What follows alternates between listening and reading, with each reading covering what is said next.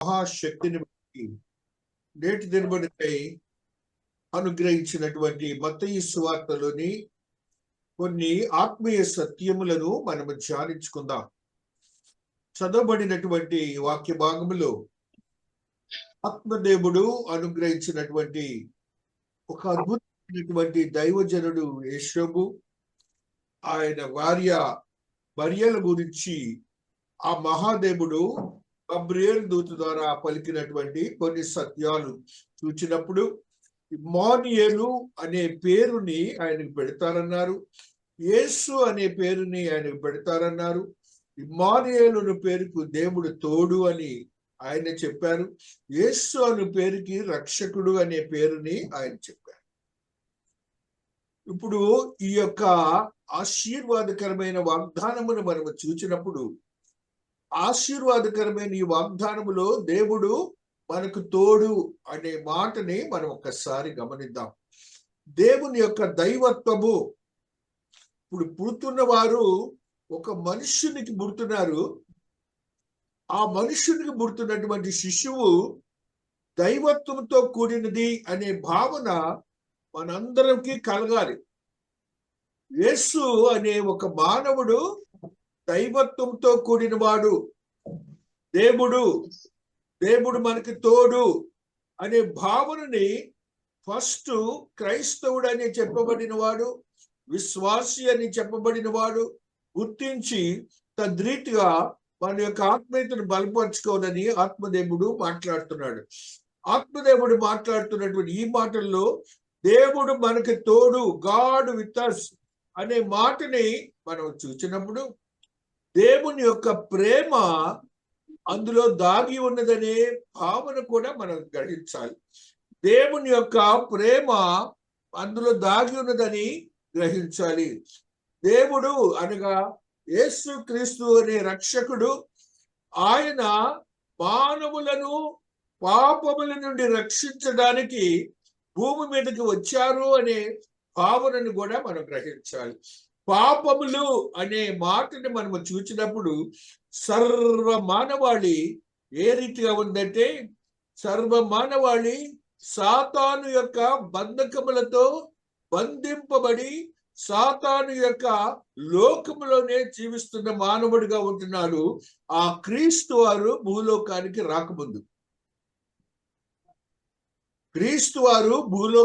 రాకముందు ఆయన యొక్క స్థితిని మనము పొందకముందు ఎలాగుందంటే, లోకమంతా అపవాది బంధకములతో బంధించబడి ఆ నూతనమైన అనుభవం లేని జీవితాలు జీవిస్తున్నాము, పాప భూయిష్టమైన జీవితాలను జీవిస్తున్నాము, దేవునికి ఇష్టం లేని జీవితాలు జీవిస్తున్నాము. అయితే మన యొక్క బంధకముల నుంచి విడుదల చేయటానికి ఆయన అంటున్నారు, తోడుగా మీతో ఉంటాను అంటున్నారు. ఆ బంధకముల నుంచి విడుదల చేయటానికి ఆయన మనకి తోడుగా ఉంటానని ఆశీర్వాదకరమైన మాటని మనతో మాట్లాడుతున్నారు. లూకాసు వార్తలో ఒక మాటని మొట్టమొదటిగా చదువుకుందాం. లూకాసు వార్త 22వ అధ్యాయములో ఉన్న ఈ సత్యాన్ని మనం ఒకసారి చదువుకుందాం. 69-70 వచనాలు మనం చదివినప్పుడు అందులో ఒక ఆత్మీయ సత్యాన్ని మనం గ్రహిస్తాం. ఇది మొదలుకొని మనుష్య కుమారుడు మహాత్మ్యము గల దేవుని కుడిపార్శ్వమున ఆసీనుడగునని వారితో చెప్పాను. అందుకు వారందరూ, అట్లయితే నీవు దేవుని కుమారుడువా అని అడుగగా ఆయన, మీరన్నట్టు నేనే ఆయనను అని వారితో చెప్తాను. ఆయనే స్పష్టంగా మాట్లాడుతున్నాడు. నేను దేవుని దేవుడను అనే మాటని ఆయనగా స్వయంగా చెప్పినట్లుగా ఆ వాక్యంలో మనము చూస్తూ వస్తున్నాం. అలాగనే మహాదేవుడు మరి ఒక చోట మాట్లాడుతున్నారు. యోహాను సువార్త 10వ అధ్యాయము 30వ వచనాన్ని ఒకసారి చదువుకుందాం. యోహాను సువార్త 10వ అధ్యాయము 30వ వచనాన్ని మొట్టమొదటిగా చదువుతున్నాం. 10వ అధ్యాయం నేనును తండ్రిను ఏకమై ఉన్నామని వారితో చెప్పాను. నేనును ఏకమై ఉన్న వారితో చెప్పాను. అదే 37వ వచనాన్ని కూడా చదువుకుందాం. నేను నా తండ్రి క్రియలు చేయని ఎడల నన్ను నమ్మకుడి. మరలా చదువు. అలా చేసిన ఎడల నన్ను నమ్మకున్నను తండ్రి నాయందును నేను తండ్రి యందును ఉన్నామని మీరు గ్రహించి తెలుసుకున్నట్లు ఆ క్రియలను నమ్ముడని వారితో చెప్పాను. మహాదేవుని మహాకృపను బట్టి ఆయన మాట్లాడి 30వ వచనంలో నేను తండ్రిను ఏకమై ఉన్నామని చెప్తున్నారు.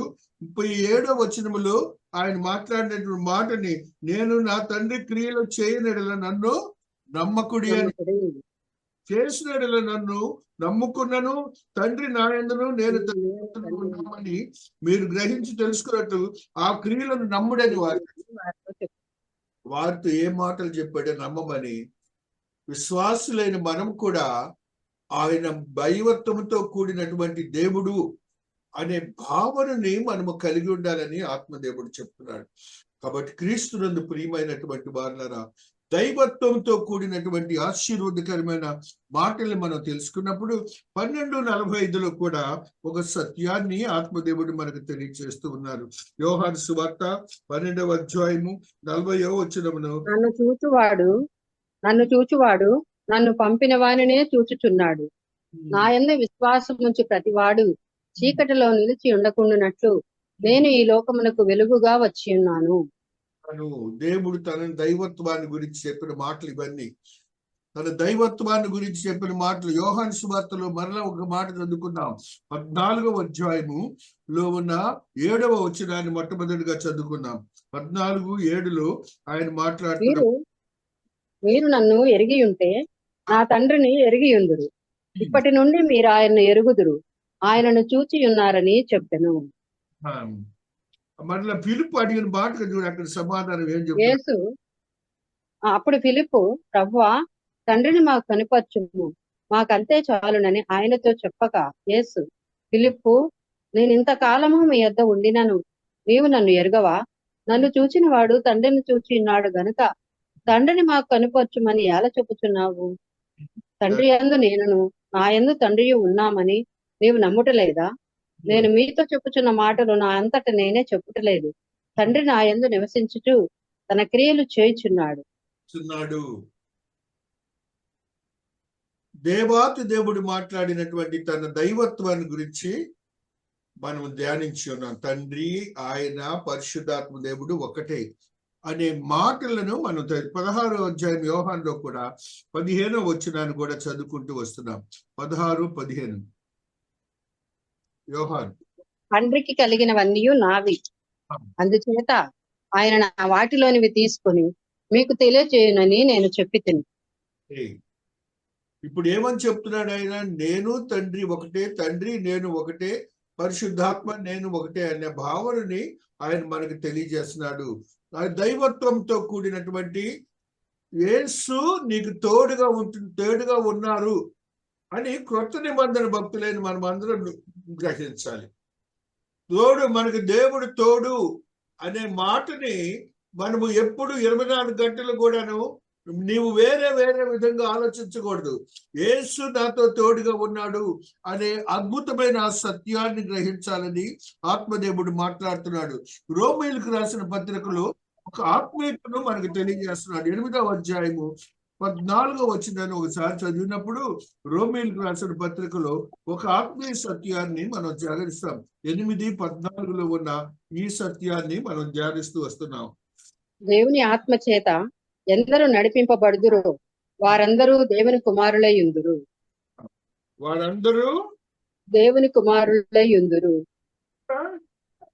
ఎలయనగా మరలా భయపడటకు మీకు దాస్యపు ఆత్మను పొందలేదు గాని దత్తపుత్ర ఆత్మను పొందితిరి. ఆ ఆత్మ కలిగిన వారమే మనము అబ్బా తండ్రి అని మొరపెట్టుచున్నాము. మనము దేవుని పిల్లలమని ఆత్మ తానే మన ఆత్మతో కూడా సాక్ష్యమిచ్చుచున్నాడు. మనము పిల్లలమైతే వారసులము, అనగా దేవుని వారసులము. క్రీస్తుతో కూడా మహిమ పొందుటకు ఆయనతో శ్రమపడిన ఎడల క్రీస్తు తోడి వారసులము. దేవునికి ఒకసారి అందరూ కూడా స్తోత్రాలు చెప్పుకోవచ్చు.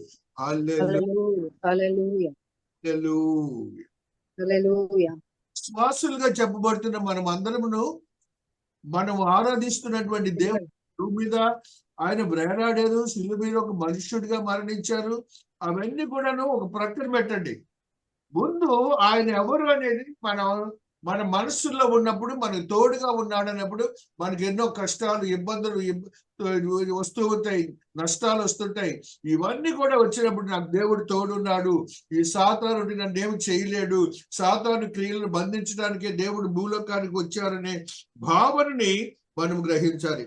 పాలసీ ఆ యొక్క ప్రాఫెసీ ఫుల్ఫిల్మెంట్ జరిగిందా లేదా అనే భావనని మనం చూసుకుందాం. ప్రాఫెసీ ఫుల్ఫిల్మెంట్లు హెబ్రీ రాసిన పత్రిక 6వ అధ్యాయము 11వ వచనాన్ని చదువుకుంటూ వస్తున్నాం. హెబ్రీలకు రాసిన పత్రిక 6వ అధ్యాయము 11వ వచనాన్ని చదువుకుంటూ వస్తున్నాం. హెబ్రీలకు రాసిన పత్రిక 6వ అధ్యాయము 11వ వచనం. మీరు మందులు కాక విశ్వాసము చేతను ఓర్పు చేతను వాగ్దానములను స్వతంత్రించుకుని వారిని పోలి నడుచుకున్నట్లుగా మీలో ప్రతి వాడును మీ నిరీక్షణ పరిపూర్ణమగు నిమిత్తము మీరు ఇది వరకు కనుపర్చిన ఆసక్తిని తుదమట్టుకు కనుపరచవల్లని అపేక్షించుచున్నాము. కనుపరచవలనని అపేక్షించుచున్నాము. నెక్స్ట్ వచనం కూడా చదువురతల్లి అక్కడే. దేవుడు అబ్రహామునకు వాగ్దానం చేసినప్పుడు తనకంటే ఏ గొప్పవాని తోడు అని ప్రమాణము చేయలేకపోయాను గనుక తన తోడు అని ప్రమాణము చేసి నిశ్చయముగా నేను నిన్ను ఆశీర్వదించును, నిశ్చయముగా నిన్ను విస్తరింపజేతును అని చెప్పాను. ఇంకెవరు లేరు, ఆయనే గొప్ప, ఆయనే దేవుడు ఒక్కడే. కాబట్టి ఆయన దైవత్వాన్ని ముందుగా మనం గ్రహించాలి. రోమీయులకు రాసిన పత్రిక 8వ అధ్యాయము 31వ వచనాన్ని చదువుకుంటూ వస్తున్నాం. రోమీయులకు రాసిన పత్రిక 8:31లో ఉన్న ఇట్లుండగా ఏమందుము? దేవుడు మన పక్షమున నుండగా మనకు విరోధి ఎవడు? తన సొంత కుమారుని అనుగ్రహించుటకు వెనుక తీయక మన అందరి కొరకు ఆయనను అప్పగించిన వాడు ఆయనతో పాటు సమస్తమును మనకు ఎందుకు అనుగ్రహింపడు? మాట్లాడుతూ ఉన్నాడు. ఆయన ఎవరు అనేది దైవత్వంతో కూడినటువంటి స్థితి, ప్రొఫెసీ ఫుల్ఫిల్మెంట్ జరుగుతున్న విషయాన్ని మనం గ్రహిస్తున్నాం. అదే రీతిగా యెషయా భక్తుడు ఈయనను గురించి ఏ రీతిగా మాట్లాడాడంటే, మొట్టమొదటిగా యెషయా భక్తుడు మాట్లాడి మనకి శిశువు పుట్టెను అని చెప్పి, మనకు శిశువు పుట్టెను, మనకు కుమారుడు అనుగ్రహింపబడును, ఆయన భుజం మీద రాజ్యభారం ఉండును, ఆశ్చర్యకరుడు, ఆలోచనకర్త, బలవంతుడైన దేవుడు, నిత్యుడగు తండ్రి, సమాధానకర్త యొక్క అధిపతి అని అతనికి పేరు పెట్టుబడును. బలవంతుడైన దేవుడు, నిత్యుడగు తండ్రి, సమాధానకర్త యొక్క అధిపతి. ఇవన్నీ దేవునికి ఆపాదించట్లా. మనం ఒక స్టోరీ లాగా వచనాలను వింటూ బైహార్ట్ చేస్తున్నాం, కానీ ఆయన మనకు తోడుగా ఉన్న దేవుడు మనకు తోడుగా ఉన్నారనే భావనని మనము గుర్తించలేకపోతున్నాం. అందుకని యెషయా భక్తుడు మరి 7వ అధ్యాయము 14వ వచనంలో చెప్తాడు, ఈయన తోడు అనే భావన చెప్పడానికి రాజుగారికి ఆయన చెప్తున్న మాట 7:14లో యెషయా ఆ మాటను కాబట్టి ప్రభు తానే ఒక సూచన మీకు చూపును, ఆలకించుడి, కన్యక గర్భవతి అయి కుమారుని కని అతనికి ఇమ్మానుయేలును పేరు పెట్టును. కీడును విసర్జించుటకును మేలును కోరుకొనుటకును అతనికి తెలివి వచ్చినప్పుడు అతడు, ఇది వేరే కదా, పెరుగు తేనెను తినును. చాలు మనకి. ఆయన దేవుడు అని చెప్పడానికి, రాజుగారికి జ్ఞానం ఇవ్వటానికి ఈ మాటని రేపు జరగబోయే ప్రాఫెసీని చెప్తున్నాడు మహాదేవుడు. అదే అధ్యాయంలో ఊర్ధ్వలోకమంతా ఎత్తైనను పాతాళమంతా లోతైనను దేవుడు భూలోకానికి రావడానికి అంత గొప్పదనమాట. ఆ గొప్ప స్థితిని దేవాతి దేవుడు మనకు తెలియచేస్తూ ఆత్మీయతతో కూడినటువంటి ఆశీర్వాదకరమైన స్థితిని చెప్తున్నాడు. అసలు దేవుడు తోడుగా ఉన్నారు అనే భావన క్రొత్త నిబంధన భక్తులుగా చెప్పబడుతున్న, విశ్వాసులుగా చెప్పబడుతున్న మనందరికి కూడా దేవాతి దేవుడు తెలియజేస్తూ ఉన్నారు. మనందరికీ దేవాతి దేవుడు తెలియజేస్తున్నటువంటి యోగ్యకరమైన స్థితి ఏమిటంటే, పాత నిబంధన భక్తులందరికీ మన పుట్టుక నుంచి, ఆయన పుట్టిన దగ్గర నుంచి ఆయన నీకు తోడుగా ఉన్నారు, దేవుడే నీతో ఉన్నారు. నీవే ఆయనను తోడు ఉంచుకోటాక అపవాది యొక్క బంధకములతో పడిపోతున్నామని పాప బంధకములో ఉన్న లోకములో దేవాతి దేవుడు తెలియచేస్తున్న మాటలు. పాత నిబంధన గ్రంథములు మనం చూసినప్పుడు మోషే భక్తుడు ఏ రీతిగా మాట్లాడాడో దేవునితో ఒకసారి చూద్దాం. వాళ్ళకి మనకలాగలేదు. నిర్గమకాండం 3వ అధ్యాయము 17వ వచనములో ఈ సత్యాన్ని చదివినప్పుడు నీకు అర్థమవుతుంది. వాళ్ళకైతే దేవుడు తోడుగా లేడు. పాత నిబంధన భక్తులు, ఆ భక్తులైనటువంటి చదువు 3:17 ఐగుప్తు బాధలో నుండి పాలు తేనెలు ప్రవహించు దేశంనకు అనగా కనానీయులు, హిత్తీయులు, అమోరీయులు, పెరిజీయులు, హిబ్బీయులు, ఎబూసీయులు ఉన్న దేశమునకు మేము రప్పించదనని సెలవిచ్చిన వారితో చెప్పుము. 3:11 అందుకు మోషే, నేను ఫరో యొద్దకు వెళ్ళుటకును ఇశ్రాయేలీయులను ఐగుప్తులను తోడుకుని పోవుటకును ఎంతటి వాడనని దేవునితో అనగా ఆయన, నిశ్చయముగా నేను నీకు తోడయ్యుందును, నేను నిన్ను పంపితునంటకు ఇది నీకు సూచన. నిశ్చయముగా నేను తోడయ్యుందును. వాళ్ళకేమో ఆయా సమయాలను బట్టి దేవాతి దేవుడు తోడుగా వచ్చారు. మనకు అలా కాదు. ప్రతి నిమిషం కూడా ఆయనే మనకి తోడుగా ఉంటారని మనం గ్రహించాలి. 13వ అధ్యాయము 21 నిర్గమకాండంలో మరి యొక్క సత్యాన్ని ఆత్మదేవుడు తెలియజేస్తున్నాడు. నిర్గమ 13:21లో ఒక సత్యాన్ని ఆత్మదేవుడు తెలియజేస్తూ ఉన్నారు. వారు పగలు రాత్రియు ప్రయాణము చేయనట్లుగా యెహోవా త్రోవలో వారిని నడిపించుటకై పగటి వేళ మేఘ స్తంభములోను వారికి వెలిగించుటకు రాత్రి వేళ అగ్ని స్తంభములోను ఉండి వారికి ముందుగా నడుచుచూ వచ్చెను. ఆయన పగటి వేళ మేఘ స్తంభమునైనను రాత్రి వేళ అగ్ని స్తంభమునైనను ప్రజల ఎదుట నుండి తొలగింపలేదు. అవసరాన్ని బట్టి వాళ్ళకు వచ్చారు. 40 సంవత్సరాల కాలము వాళ్ళని నడిపించడానికి నీ దేవుడు తోడుగా ఉండారు వాళ్ళకి. ఆ రీతిగా పాత నిబంధనలో ఉన్నటువంటి ఆత్మీయతను మనం చూసినప్పుడు మహాదేవుని యొక్క ప్రత్యక్షతను మనం చూస్తాం. 1 యోహాను 3వ అధ్యాయము 8వ వచనంలో ఒక సత్యాన్ని చదువుకుందాం. 1 యోహాను 3వ అధ్యాయము 8వ వచనంలో ఆత్మదేవుడు మాట్లాడుతున్న ఈ మాటను కూడా చదువుకుంటూ వస్తున్నాం. 3:8లో అపవాది మొదట నుండి పాపం చేయుచున్నాడు కనుక పాపము చేయువాడు అపవాది సంబంధి. అపవాది యొక్క క్రియలను లయపరచుటకే దేవుని కుమారుడు ప్రత్యక్షమాయను. అపవాది క్రియలు లయపరచుటకే దేవుని కుమారుడు ప్రత్యక్షమాయను. తోడుగా ఉన్నారంటే ఆయన ప్రత్యక్షత ఎందుకు వచ్చింది? అపవాది క్రియలను అందుకు వచ్చారు దేవాతి దేవుడు. వాళ్ళకేమో అవసరాన్ని కొద్దీ వచ్చారు. అలాగనే యోహాను సువార్త 8వ అధ్యాయము 44వ వచనంలో మనం చదివినప్పుడు యేసయ్య మాట్లాడుతున్న మాటను చదువుకుందాం. యోహాను 8:44లో ఈ సత్యము లిఖించబడి ఉన్నది. యోహాను 8:44లో ఆత్మదేవుడు మాట్లాడుతూ వస్తున్నారు. 8:44 మీరు మీ తండ్రి అపవాది సంబంధులు, మీ తండ్రి దురాశలు నెరవేర్చుకోరుచున్నారు. ఆది నుండి వాడు నరహంతకుడై ఉండి సత్యమందు నిలిచిన వాడు కాడు, వాని యందు సత్యమే లేదు. వాడు అబద్ధమాడునప్పుడు తన స్వభావం అనుసరించియే మాట్లాడును. వాడు అబద్ధికుడును అబద్ధమునకు జనకుడునై ఉన్నాడు. అబద్ధమునకు జనకుడునై ఉన్నాడు.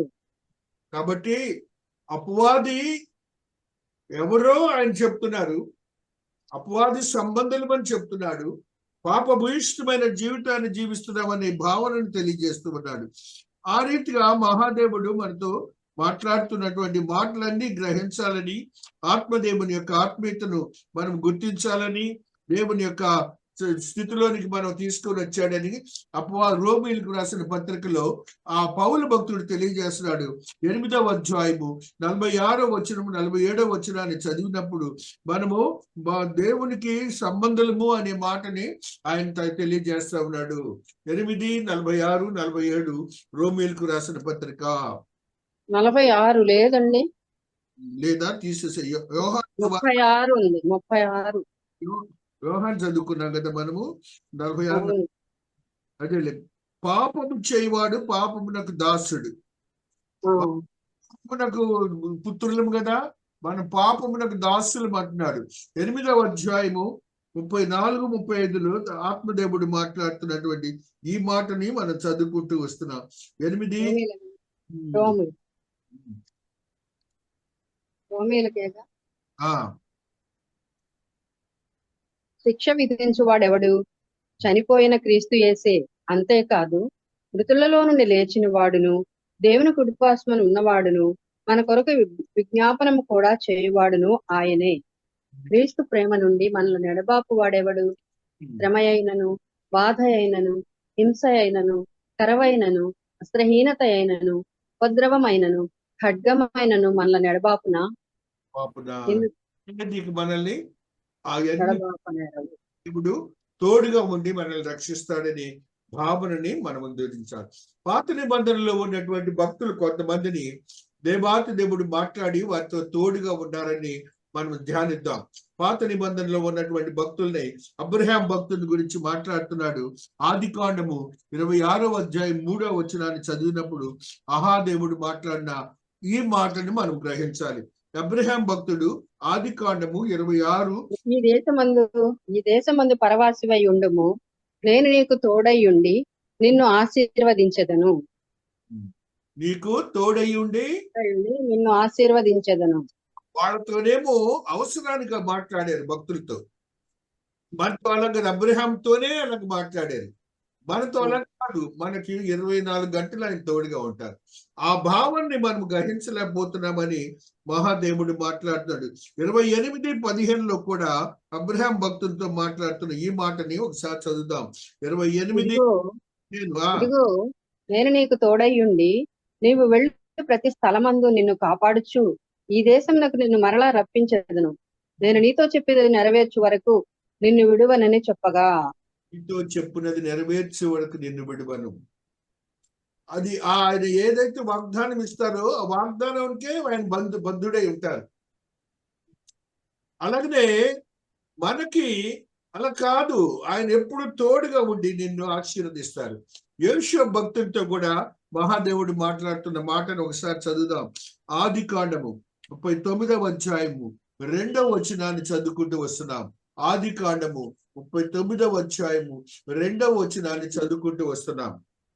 యెహోవా యోసేపునకు తోడై ఉండెను గనుక అతడు వర్ధిల్లుచు తన యజమానుడు ఆ ఐగుప్తీని ఇంట ఉండెను. వర్ధిల్లి తోడై ఉంటేనే అంటే నువ్వు వర్ధిల్సావు కదా. నువ్వు వర్ధిల్లటానికి అనేక మార్గాలు ఉన్నాయి కదా నీకు. నువ్వెందుకు వర్ధిల్లకపోతున్నావు? అది నమ్మట్లా నువ్వు దేవుణ్ణి. ఆయన తోడుగా ఉన్నారనే భావన నీలో ఉంచుకోట్లా. కొత్త నిబంధన భక్తులైన మనం అందరము గ్రహించాలి. విశ్వాసులుగా చెప్పబడిన మనమందరమును గ్రహించాలని ఆత్మదేవుడు మనతో మాట్లాడుతూ వస్తున్నారు.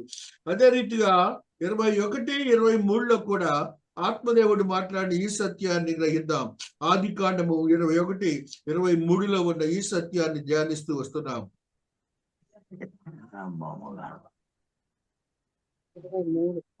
21, 23.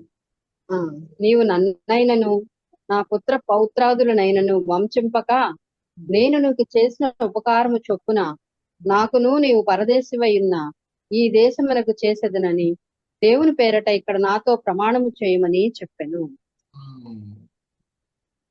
ఆయన చేస్తానని తోడుగా ఉంటేనే చేస్తారు. అనేక అద్భుతాలను చేసిన దేవుడు ఆయన యోషువ విషయంలో తోడుగా ఉండి. మోషే విషయంలో చూడండి, 3వ అధ్యాయము 12వ వచనము నిర్గమాకాండంలో మోషే విషయంలో దేవాతి దేవుడు మాట్లాడుతున్నారు. మోషే నిర్గమా 3:12.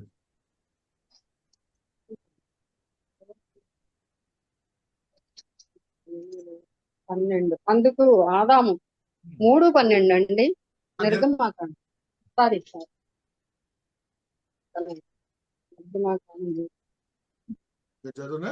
ఆయన నిశ్చయముగా నేను నీకు తోడయ్యుందును, నేను పంపితునంటకు ఇది నీకు సూచన. నీవు ఆ ప్రజలను ఐగుప్తులో తోడుకుని వచ్చిన తరువాత మీరు ఈ పర్వతం మీద దేవుని సేవించదరనెను. ధైర్యము జ్ఞానము రెండు కూడా ఇస్తున్నారు దేవుడు. ధైర్యాన్ని ఇస్తున్నాడు, జ్ఞానాన్ని ఇస్తున్నాడు. అదే నీకు ప్రతినిత్యము ధైర్యాన్ని, జ్ఞానాన్ని దేవుడు ఇస్తాడని మహాదేవుడు మాట్లాడుతున్నాడు. యెహోషువ భక్తుని యొక్క యుద్ధములలో ఆయన క్రొత్తగా వస్తున్నాడు. యెహోషువ 6:27లో శత్రువుల నుండి రక్షణ, యెహోషువ 6:20. యెహోవా యెహోషువకు తోడ 26.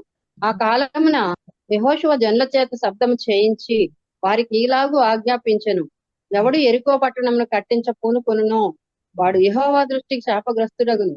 వాడు దాని పునాది వేయగా వాని జ్యేష్ఠ కుమారుడు చచ్చును, దాని తలుపులను నిలువనెత్తగా వాని కనిష్ట కుమారుడు చచ్చును.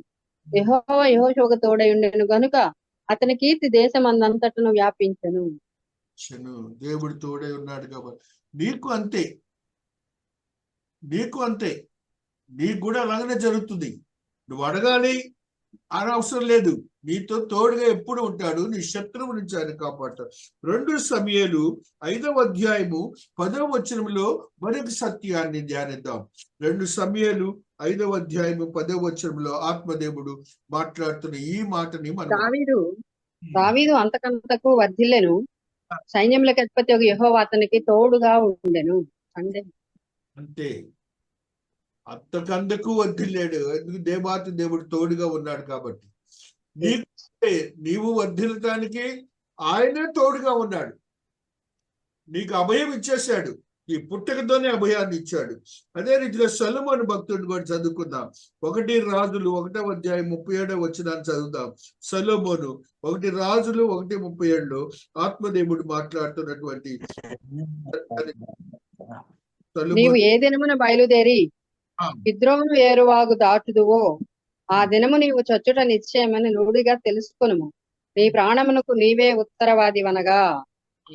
నీ ప్రాణమునకు నేను నీవే ఉత్తరవాదివనగా. మహాదేవుని యొక్క ఆత్మీయతను మనం ఎప్పుడైనా గమనించాలి.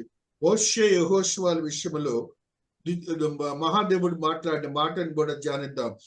ద్వితీయోపదేశకాండము 31:6 చదువుదాం. 31 ద్వితీయోపదేశకాండము 6 ఆత్మదేవుడు మాట్లాడుతున్నటువంటి ఈ సత్యాన్ని మనం గ్రహించుకుందాం. ఆత్మదేవుని యొక్క ఆత్మీయతను మనం గ్రహించుకుందాం. హల్లెలూయా. డిట్రానమీ 31:6. లేదా భయపడకుడి, వారిని చూచి దిగులు పడకుడి, నీతో కూడా వచ్చివాడు నీ దేవుడని యెహోవాయే, ఆయన నిన్ను విడువడు, నిన్నెడబాయడు. వస్తాడు, విడువడు, ఎడబాయడు. నీవు కూడా అదే గమనించాలి. నా దేవుడు నన్ను విడువడు, ఎడబాయడనే భావనని మనం గ్రహించాలని ఆత్మదేవుడు మాట్లాడుతున్నాడు. కొత్త నిబంధన భక్తులుగా చెప్పబడ్డ మనం అందరం కూడాను యోచించవలసిన విషయం ఏంటంటే అందుకనే ఆ దేవుడు నీతో ఉంటున్నారు. ఆ దేవుడు అందుకనే నీతో ఉంటున్నారు. నీతో ఉండటానికి ఆయన ఏం చేశారంటే నీకు గమనించాలని పరిశుద్ధాత్మ రూపములో నీతో నాతో ఉంటున్నారనే స్థితిని మనము గ్రహించాలి. యోహాను సువార్త 14:16 ఆత్మదేవుడు ఈ సత్యాన్ని చెప్తున్నారు. యోహాను 14:16. నేను తండ్రిని వేడుకొందును, మీ యొద్ద ఎల్లప్పుడూ ఉండుటకై ఆయన వేరొక ఆదరణకర్తను అనగా సత్యస్వరూపి యొక్క ఆత్మను మీకు అనుగ్రహించును. సత్యస్వరూపి యొక్క ఆత్మను మీకు అనుగ్రహించును. దేవాతి దేవుడు మనకి ఇప్పుడు మన తోడుగా ఉండటానికి ఆయనే మనతో ఉంటున్నారు. అక్కడి నుంచి 26 వరకు కూడా ఆయన గురించి రాస్తారు. 15:26 కూడా యోహాను సువార్త ఈ సత్యాన్ని చదువుదాం. 15:20 తండ్రి యొద్ద నుండి మీ యొద్దకు నేను పంపబో ఆదరణకర్త అనగా తండ్రి యొద్ద నుండి బయలుదేరే సత్యస్వరూపి అయిన ఆత్మ వచ్చినప్పుడు ఆయన నిన్ను గూర్చి సాక్ష్యం ఇచ్చును. నిన్ను గూర్చి మీరు మొదట నుండి నా యొద్ద ఉన్నవారు గనుక మీరును సాక్ష్యమిత్తురు. కాబట్టి దేవాతి దేవుడు ఇప్పుడు మనతో ఉంటున్నారు. ఆ భావనను మనం గ్రహించాలి. 16-13 కూడా ఒక మాట చదువుకుందాం. 16వ అధ్యాయము. అయితే ఆయన అనగా సత్యస్వరూపి అయిన ఆత్మ వచ్చినప్పుడు మిమ్మల్ని సర్వసత్యములోనికి నడిపించును. ఆయన తనంతట తానే ఏమీ బోధింపక వేటిని వినునో వాటిని బోధించి సంభవింపబో సంగతులను మీకు తెలియచేయును. సంభవింపబో సంగతులన్నీ తెలియదు. ఆయనే నీ పక్షమున ఉంటాను, వాదిస్తానని కూడా అంటున్నారు తోడుగా ఉండి. సమస్య వచ్చినప్పుడు నేను నీ పక్షం నుండి వాదిస్తాను. 1 యోహాను సువార్త ఆయన మాట్లాడుతున్నటువంటి 1 యోహాను 2:1లో ఈ ఉత్తరవాదిగా ఆయన ఉంటున్నాడనే భావనని మనము గ్రహించాలని ఆత్మదేవుడు చెప్తున్నారు. 1 యోహాను 1. 1 యోహాను 2:1 2. రెండవ నా అధ్యాయం. చిన్నపిల్లలారా మీరు పాపము చేయకుండుటకై ఈ సంగతులను మీకు రాయిచున్నాను. ఎవడైనాను పాపం చేసిన ఎడల నీతిమంతుడైన యేసుక్రీస్తు అని ఉత్తరవాది తండ్రి యొద్ద మనకున్నాడు.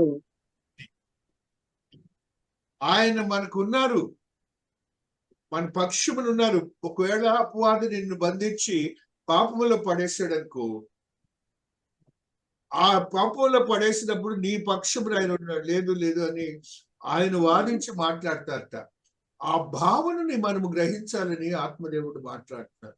ఆత్మీయతో కూడినటువంటి ఆశీర్వాదకరమైన మాటల్ని ఆయన తెలియజేసినప్పుడు మహాదేవుడు మాట్లాడుతున్నటువంటి ఈ మాటలన్నీ కూడాను ఈ యొక్క ప్రాపర్సీ ఫుల్ఫిల్మెంట్ గురించి ఒకటి ధ్యానిద్దాం. యెషయా భక్తుడు 49:8లో ఒక ప్రాపర్సీ ఫుల్ఫిల్మెంట్, ఏ తోడుగా ఉన్న దేవుని యొక్క ఆత్మీయతలో ప్రాఫెసీ ఎలాగ ఫుల్ఫిల్ అయిందో మనం ధ్యానిస్తాం. యెషయా 49:8 వచనాన్ని మనం చదువుకుందాం. యెహోవా ఇలాగు సెలవిచ్చుచున్నాడు, అనుకూల సమయమందు నేను నీ మొరను ఆలకించి నీకు ఉత్తరమిచ్చితిని. రక్షణ దినమందు నిన్ను ఆదుకొంటిని. బయలు వెల్లుడి అని బంధింపబడిన వారితోనూ బయటికి రండి అని చీకట్లో నున్న వారితోనూ చెప్పుచు దేశమును చక్కపరచి పాడైన స్వాస్థ్యములను పంచిపెట్టుటకై నిన్ను కాపాడి ప్రజలకు నిబంధనగా నియమించి తిని. దేవుడికి స్తోత్రాలు చెప్పుకుంటున్నాం. ఆయన మన పక్షమున ఉన్నారు. ఫిలిప్పీ పత్రికలో 2వ అధ్యాయము 12వ వచనాన్ని చదువుకుందాం. ఫిలిప్పీ 2:12-13లో ఆత్మీయ సత్యాన్ని, రక్షణను గురించి మాట్లాడుతున్న మాటల్ని ఒకసారి గమనిద్దాం.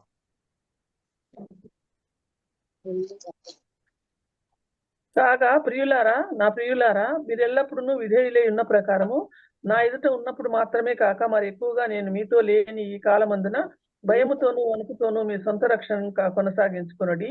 ఎందుకనగా మీరు ఇచ్చేయించుటకును సారి కార్యసిద్ధి చేసుకున్నటకును తన దయా సంకల్పము నెరవేర్చుటకును మీలో కార్యసిద్ధి కలుగు చేయవాడు దేవుడే. సర్వమును సాధ్యము ఆయనకి. సాధ్యము. Nothing for God, nothing is impossible. ఆ భావనని మనం గ్రహించాలి. లూకా సువార్త 1వ అధ్యాయము 37వ వచనంలో మనం చదువుకున్నప్పుడు ఆత్మీయ సత్యాన్ని ఆయన మనకు తెలియజేస్తూ ఉన్నాడు. లూకా సువార్త 1:37. దేవుడు చెప్పిన ఏ మాట అయినను నిరర్ధకము కానేరదని ఆమెతో చెప్పెను. నిరర్ధకము కానేదు, నీ గర్భములోనికి నేనే వస్తున్నాను, తోడుగా ఉంటున్నాను. ఆయనే తోడుగా ఉండి ఆయనే శిశువుగా రాబోతున్నాడని భావాన్ని మనం గ్రహించాలని మహాదేవుడు మాట. జాషువా 32:17, యెహోషువ 32:17లో ఆత్మీయతో కూడినటువంటి మాటని ఒకసారి చదువుదాం. యెహోషువ 32:17లో ఆత్మదేవుడు మాట్లాడుతున్నటువంటి ఈ మాటని చదువుకుంటూ వస్తున్నాం.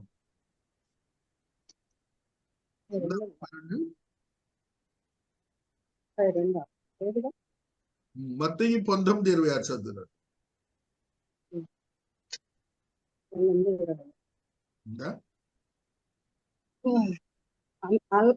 అలమ్మేలకు అమాదు ఏమంటే యెహోషువాయేనా? అలమ్మేలకు మత్తయ 19:26.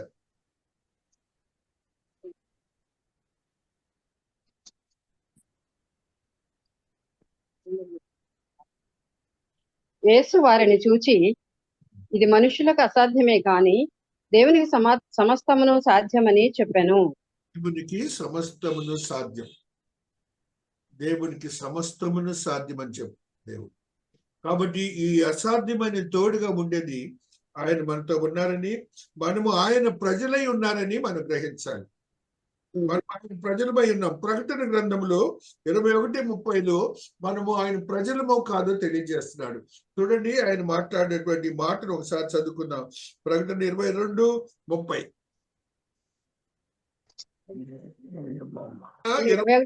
22:30 లేదు. 30 22:30 లేదండి. ప్రకటన లేదా? 22:30 లేదు. 21:30 కూడా లేదు. 22:21 ఉందా? చదువు. ఉంది. ప్రభు అయిన యేసు కృప పరిశుద్ధులకు తోడైండును గాక. ఆమేన్. ఇప్పుడు మనకి ప్రభు అయిన యేసు కృప పరిశుద్ధులకు తోడైండును గాక. ఆమేన్. ఏంటంటే దేవుని సంబంధం కాబట్టి మనం పరిశుద్ధులం.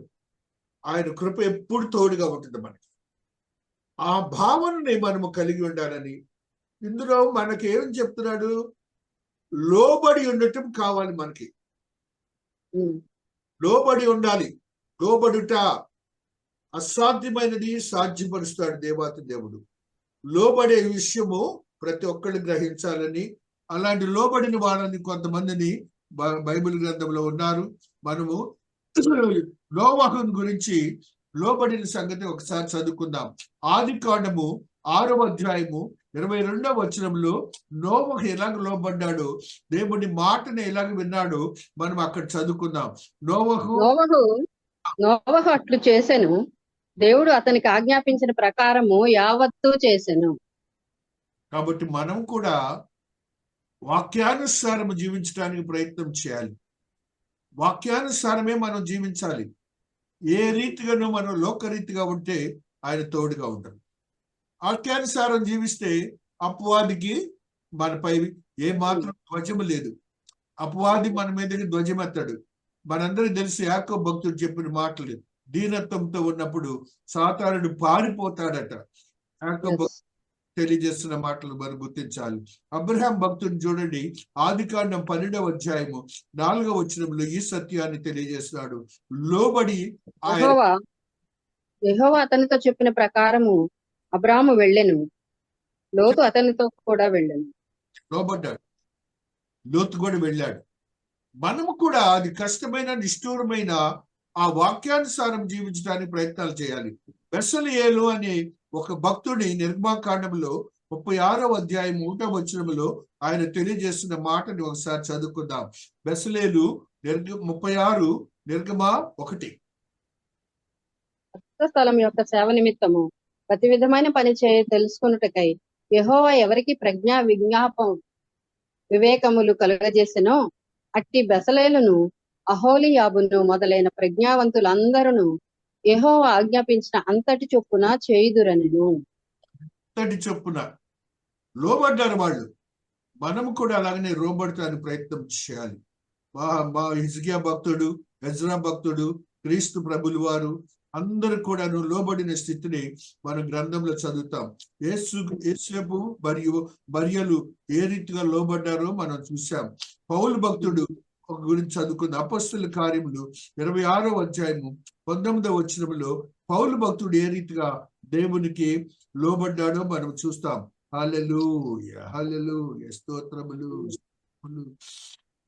కాబట్టి అగ్రిప్పరాజా, ఆకాశం నుండి కలిగిన ఆ దర్శనం వద్ద నేను అవిధేయుడును కాక మొదటి దమస్కులోని వారికిని, యెరూషలేములోను యూదయ దేశం అంతటను తర్వాత అన్యజనులకును వారు మారు మనసు పొంది దేవుని తట్టు తిరిగి మారు మనసుకు తగిన క్రియలు చేయవలనని ప్రకటించుచుంటిని. చివరిగా ఈ మాట చదువుకొని ముగించుకుందాం. ఎఫెసీ 5:27-32 వరకు చదువుకుందాం. ఎఫెసీ 5వ అధ్యాయము 27వ వచనాన్ని చదువుకుందాం. అటువల్లే క్రీస్తు కూడా సంఘమును ప్రేమించి అది కళంకమైనను ముడతైనను అట్టిది మరి ఏదైనను లేక పరిశుద్ధమైనది గాను నిర్దోషమైనది గాను మహిమగల సంఘము గాను ఆయన తన ఎదుట దాన్ని నిలువబెట్టుకొనవలనని వాక్యంతో ఉదక స్నానము చేత దానిని పవిత్రపరచి పరిశుద్ధ పరచుటకై దాని కొరకు తన్ను తాను అప్పగించుకొనెను. నీ దేవుడు నిన్ను తోడుగా ఉండటానికి ఎంత గొప్ప పని చేశాడు. కాబట్టి ఆయన ఇమ్మానుయేలు దేవుడనే భావాన్ని మనం అందరం గ్రహించి మనము ఆయనకు క్రొత్త నిబంధన భక్తులకు ఎల్లవేళలా తోడుకుంటాడని గ్రహించి ఆయనకు లోబడి మనస్తత్వమును కలిగి ఉందాం. వాక్యంలో ఉన్నటువంటి సత్యాల ప్రకారం జీవించడానికి ప్రయత్నం చేద్దాం. నీకు ఏమాత్రం హాని జరగదు. పాత నిబంధనల భక్తులకే ఆయన సహాయం చేశారు. ఇప్పుడు మనకు అలా కాదు. నూతనమైన అనుభవాలతో కూడిన జీవితాలు నీకు నాకు దయచేస్తున్నారు. ఆ రీతిగా మన యొక్క ఆత్మీయతను బలపరుచుకొని దేవుని కొరకు సిద్ధపరచబడిన భక్తులుగా బలపరచబడే యోగ్యతలో మనం ఉందాం. దేవుడు ఈ పరిశుద్ధ వాక్యమును దీవించి ఆశీర్వదించును గాక. ఆమేన్. ఆమేన్. సదాకాలము నీతో నేను జీవించేదను యేసయ్యా. సదాకాలము కొనియాడతరమే నిన్ను కోమల హృదయా, కొనియాడతరమే నిన్ను